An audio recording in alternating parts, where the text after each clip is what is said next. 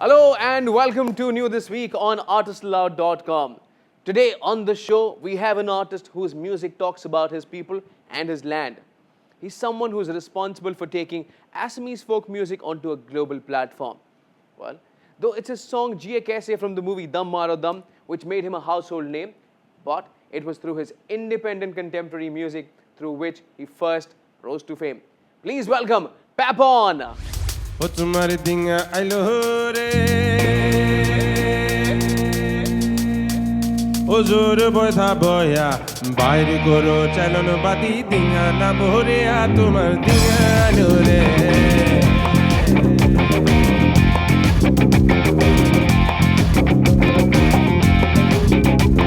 O dinga ailo re O zor boitha boya baire koro chalon bati dinga na bhore a tumhar dinga ailo re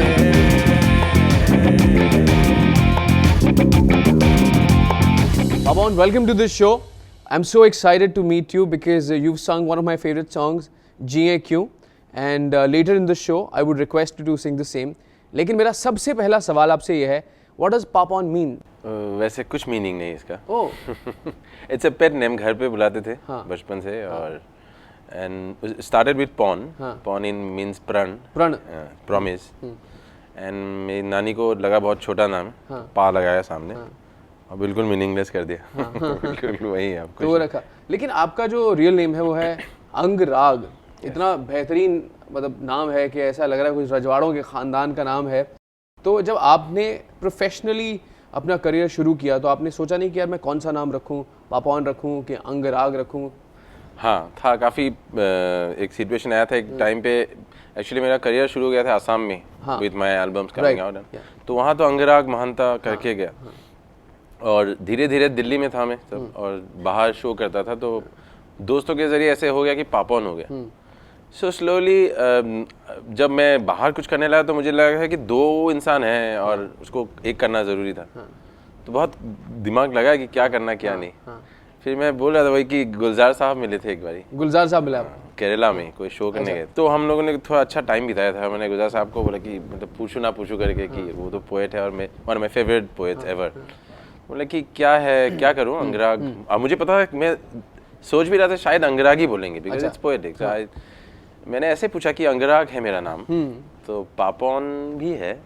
तो मेरा career ऐसा है, क्या करूं, कौन सा नाम सूट करेगा, क्या आप क्या बोलते हैं.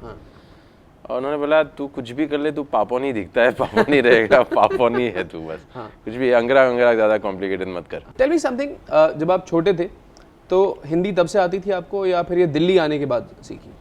हाँ, एक्चुअली मैं केंद्रीय विद्यालय में पढ़ा हूँ. ओहो क्या बात. इन असम. बट तब केंद्रीय विद्यालय होता था विद्यालय.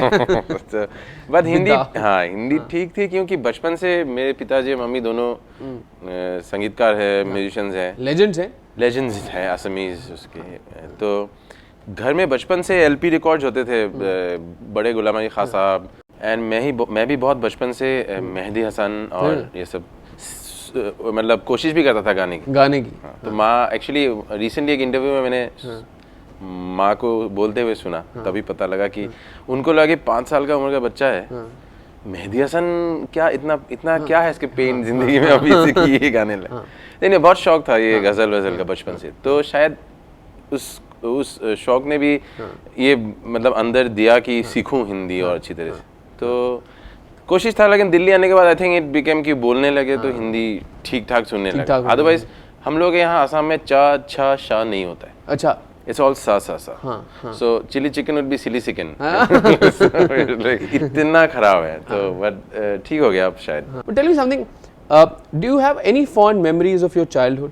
स्कूल में मैं गाता नहीं था इतना और सीखता था घर में, लेकिन स्कूल में मैं थोड़ा शर्माता था. तब शायद ऐसा कुछ बोला जाता है यार, क्योंकि पेरेंट्स भी बहुत बड़े म्यूजिशियंस हैं. तो शायद मुझे थोड़ा लोगों का एक्सपेक्टेशन ज़्यादा होता था, शायद प्रेशर ज़्यादा थी मेरे.